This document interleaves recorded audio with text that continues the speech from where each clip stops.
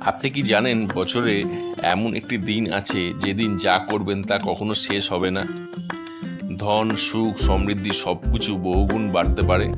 হ্যাঁ, আমি বলছি অক্ষয় তৃতীয়ার কথা। অক্ষয় তৃতীয়া কি?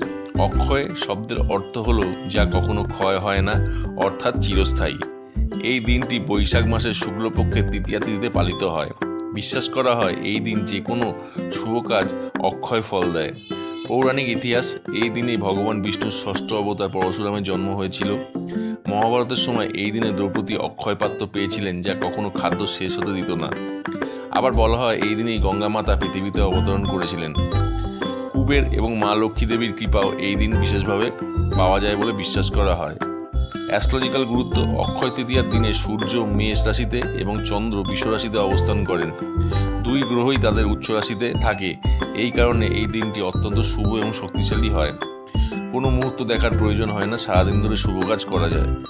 এই দিনে কি কি কাজ করলে সুখ সমৃদ্ধি বাড়ে? সোনা বা রূপো কেনা, লক্ষ্মীনারায়ণের পুজো করা, দান পুণ্য করা, নতুন ব্যবসা বা নতুন কাজ শুরু করা, গাছ লাগানো বা জলদান।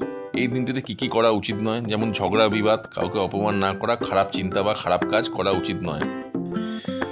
বিশেষ টিপস, অক্ষয় তৃতীয়া দিন সকালে ওং নমো নারায়ণায় মন্ত্রটি 108 বার জপ করুন, একটি ছোট্ট দান করুন, এতে জীবনে সুখ সমৃদ্ধি স্থায়ীভাবে আসে।